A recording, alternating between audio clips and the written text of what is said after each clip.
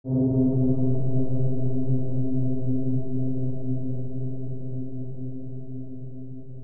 the very same time that America refused to give the Negro any land, through an act of Congress, our government was giving away millions of acres of land in the West and the Midwest, which meant that it was willing to undergird its white peasants from Europe with an economic floor. But not only did they give the land, they built land grant colleges with government money to teach them how to farm. Not only that, they provided county agents to further their expertise in farming. Not only that, they provided low interest rates in order that they could mechanize their farms. Not only that, today many of these people are receiving millions of dollars in federal subsidies not to farm, and they are the very people telling the black man that he ought to lift himself by his own bootstraps. And this is what we are faced with. Good afternoon, good evening, good morning, everybody. This is Peter Joseph once again, and welcome to Revolution Now, episode 42. The opening audio was of Dr. Martin Luther King Jr., commenting on the post-Reconstruction era, highlighting the underlying racism and hypocrisy surrounding state support, or lack thereof, between whites and blacks in that Reconstruction transition, versus holistically free market perseverance, as he indicates at the end, using the classic colloquialism, lift himself up by his own bootstraps, which is a phrase I think most of us have heard in one form or another, the classic you get what you work for mythology within market capitalism. And the reason I've included this is less about the specifics of historical reconstruction and more about the underlying deeper assumption of the nature of working and earning, and what it means to earn a living in this system, ultimately begging perhaps the most divisive economic question we endure in our scarcity-perpetuating society: who deserves what and why? This question will be the overall theme of today's podcast. And of course, we're all familiar with the idea of self-reliance, about developing skills to make one capable of handling problems as they come, accomplishing goals as independently as one can, a basic philosophical virtue most would agree. Personal qualities such as vigilance, fortitude, gaining confidence in one's ability, it's part of a maturation process, and we tend to respect people that when faced with a challenge can work things out with minimal appeal to the external for assistance. Of course, it's not to deny the need to network in life in the interest to problem solve or create, such as the old cliché of the father figure driving around lost with the family, refusing to ask for directions because he has too much pride to admit he doesn't know what he's doing. So naturally, there's a threshold of knowing your own vulnerability, your own ignorances, strengths, and weaknesses. Nobody is an island. And also recognizing the limitations of the structure you exist in, as we will talk about at length. Unfortunately, the more traditional or conservative worldview kind of disregards the vulnerability, it disregards structural relationships, which is why a very derisive tone is often taken. People use phrases like the nanny state and the welfare queens and so on. And hence the notion of economic self-reliance. Going back to Dr. King's comments, it is the myth of economic self-reliance that, in part, masks the overall structural bigotry we see across the world. So entrenched, in fact, that there is no need, at least to a certain degree, to acknowledge color of skin, gender, or any such group identification, because the bigotry or discrimination in question really only needs one demographic framing or context, and that is low socioeconomic status. And it's from that point, generally speaking, that all the other forms of group-based bigotry tend to arise, consequentially, including the development of cultures that are literally directly bigoted against groups, as a sociological consequence over generational time. Which is why, once again, if you really want to improve so-called race relations or any kind of group relations, reduce economic inequality and create more egalitarianism. That will alter the precondition, leading to a whole spectrum of alleviations in the battle for human rights. So anyway, coming back to our central point here, the idea of economic self-reliance. It's a powerful psychological disposition. Needless to say, if a marginalized community is convinced that they are the authors of their own poverty or prosperity, as is endlessly expressed by culture today once again, they will be far more docile. In fact, they will not only be docile, they will be more likely to actually condemn others in exactly the same way, self-perpetuating the mythology. So imagine an historically oppressed minority born into deep inner-city poverty who indeed works hard, gets multiple jobs to pay for college, gets a good job in the corporate hierarchy and works his way up, achieving a upper-middle-class lifestyle, having a nice house in a nice neighborhood, 2 cars in the garage, the family, the white picket fence, the American dream. Now, do you think someone like that, remembering and feeling the stress, the difficult struggle in their life experience, hearing most likely their entire lives that they get what they work for, would be prone maybe to look at others from their original poor environment who did not achieve that middle-class dream as perhaps just not applying themselves as they did?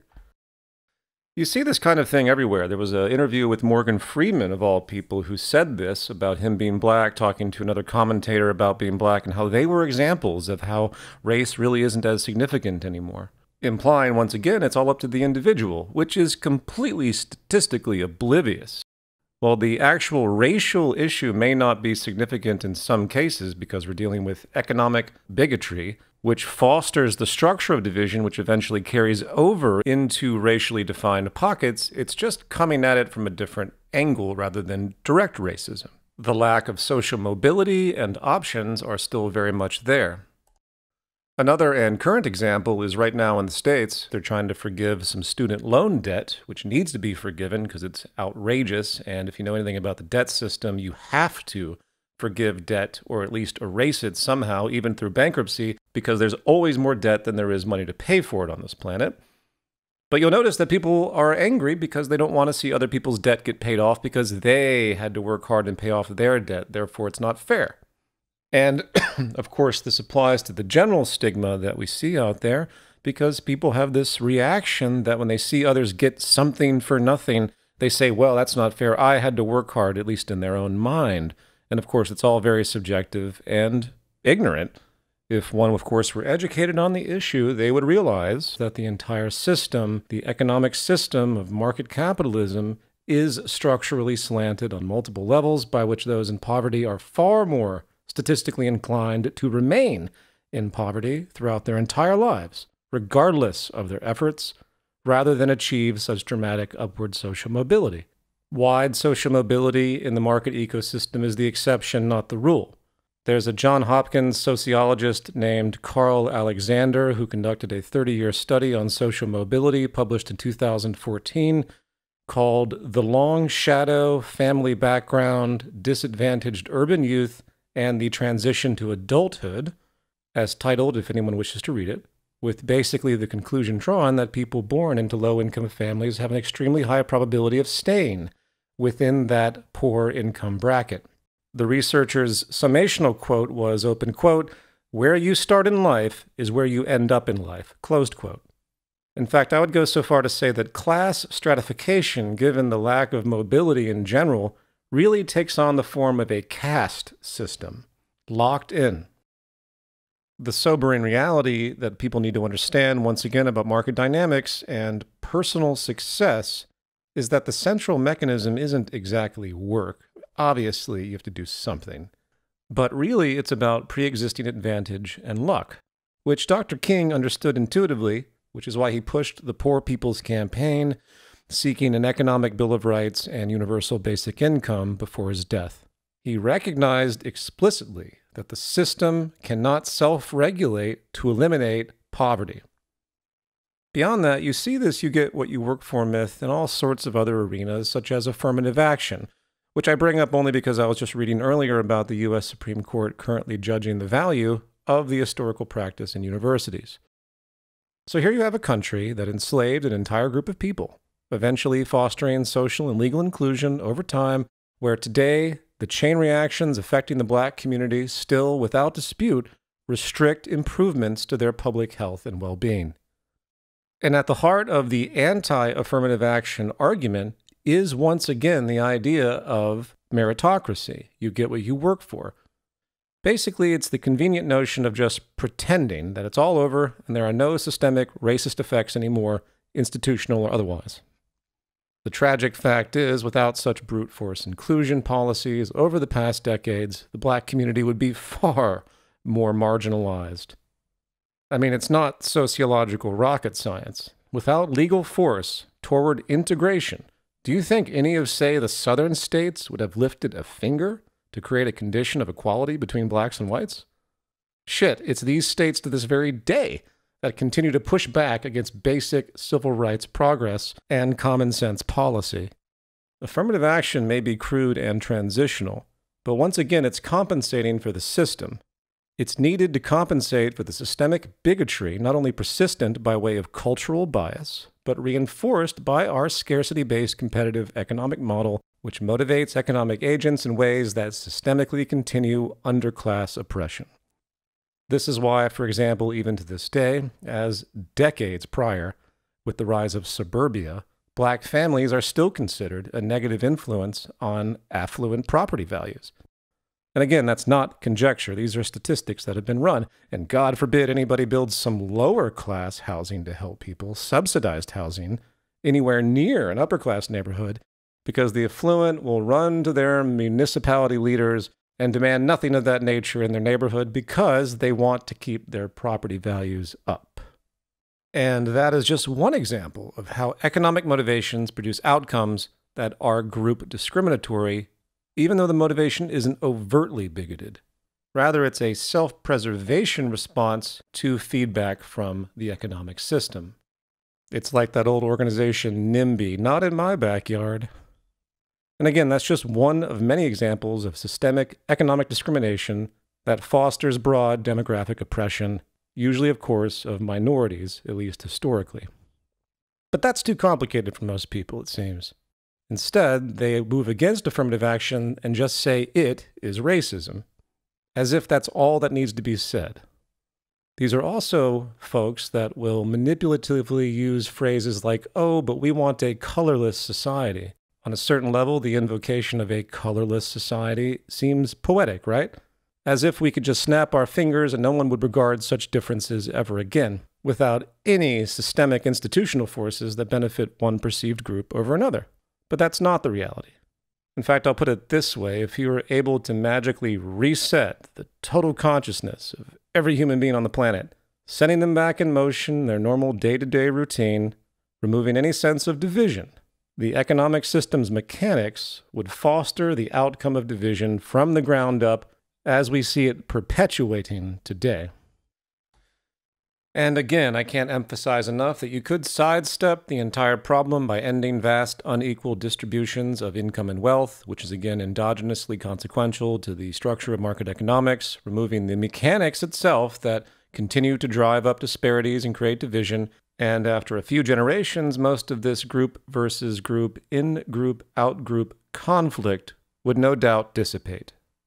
And as a point of frustration, while we all understand the sickness of the political revolving door and how most of these values or observations are purposefully sidelined because they don't support establishment preservation, the same elite value systems that once again say that you get what you work for and it's all up to you and so on.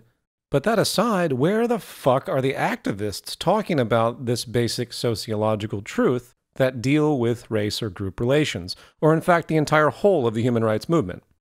Forget social programs, forget charities, even forget reparations. They are all fleeting and have nothing to do with structure, and hence they're not corrective in the long term. I'm unaware of any activist organization of high notoriety globally that is saying we have to reduce socioeconomic inequality because it's destabilizing our societies. Yes, we do have the Nordic countries that do a little bit better, but all of the Gini coefficients continue to move towards more inequality, even though there has been a little bit of stability in some regions. But even that's not enough. Sorry to rant about it, it just kind of blows my mind that we have all of this movement towards human rights equality, and everyone just stops at the economy, not understanding that economic inequality is at the root of most all of the problems we see, and has been for a long, long time. And not only is there no political initiative to try and do something about it, clearly, there's no concentrated activist initiative to do it. And again, it's a consequence of not only reinforcement from the system, naturally, because people are gaining and trying to pretend like they actually deserve what they've earned, but that you get what you work for, equal playing field, pull yourself up by your bootstraps. Propaganda has completely polluted even the most seemingly forward-thinking people, and they'll say things like, well, we want equality of opportunity, not equality of outcome, which of course is completely impossible in this system. Now, how would you model this to people in explaining that there's a fallacy to all of this, aside from recognizing the empirical, hierarchical reality as born from the system and other more general acknowledgments? The best way to argue it is to say the market is a near zero-sum game, which it is. A zero-sum game means that for somebody to win, somebody has to lose, such as gambling in the game of poker. The difference is that the market has essentially two additional features that differentiate it as such, bringing it to a near zero-sum game. The first feature has to do with creation in the mechanism, serial development of scientific information and technology, which is crudely associated to economic growth, by the way, but we won't entertain that for now, meaning that the creation of utility gets built upon, producing higher levels of utility as a creative, innovative process, facilitating the potential for one idea to evolve into a better idea, hopefully affecting public health for the better. This is just recognition of knowledge being built on knowledge. And remember that the notion of the system creating wealth, I'm sure we've all heard this, right? Oh, no other system has created more wealth and prosperity. This term wealth is a kind of co-opting of the fruits of innovation through networked creativity and the advancement of science and technology. Hence, can you create wealth with capitalism without science and technology? Obviously not. Can science and technology create wealth without capitalism? Absolutely.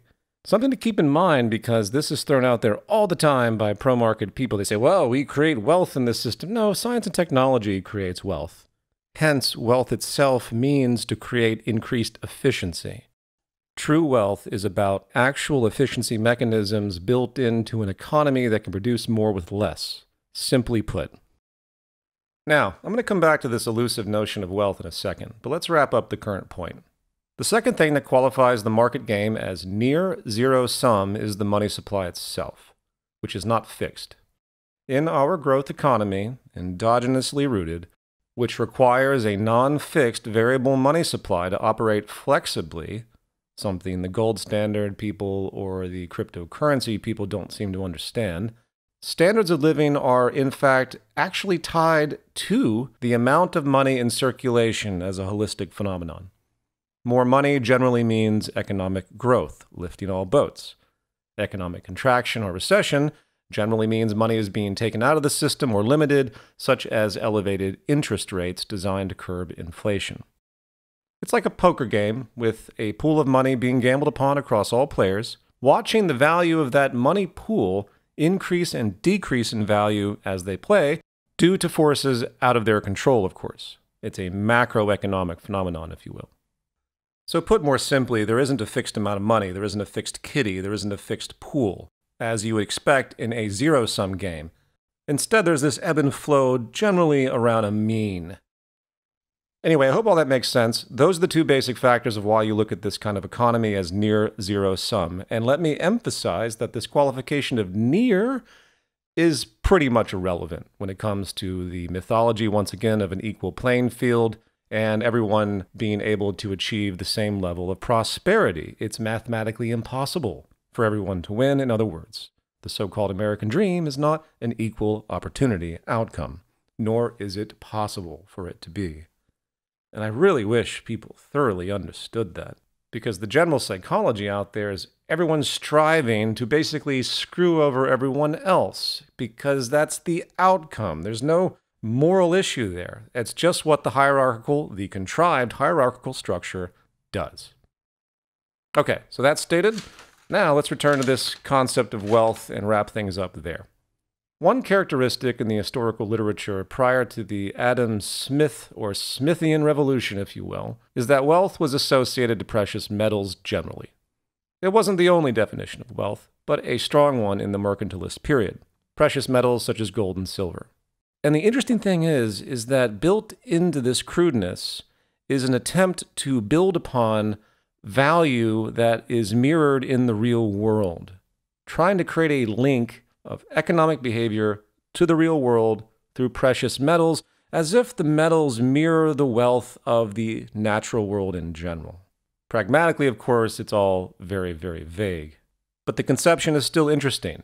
It's an attempt to link an economy to the resources of the planet, even if by proxy through the scarcity and durability of precious metals. Hence a kind of fundamental intuition in our economic evolution that obviously we can't just arbitrarily make things up and pretend the system is going to be sustainable. Of course, today that is precisely what the evolution has done. A complete detachment from everything, even though it has always been a fundamental characteristic of market economics deep down structurally. Because the entire theory is pure abstraction, which is why economists aren't really economists at all, they're just propagandists of the model. Hence, of course, the phrase resource-based economy, used to describe a scientific approach to earthly management, means of production, and the very concept of value and wealth, emphasizing the critical necessity to move into actual tangible territory when it comes to economic behavior. And while that logic is certainly there, especially with people talking about sustainability, climate destabilization, all of these conferences about biodiversity and so on, you don't really see it manifest in anything. In fact, things have gotten increasingly detached, which is the ultimate symbology of Wall Street.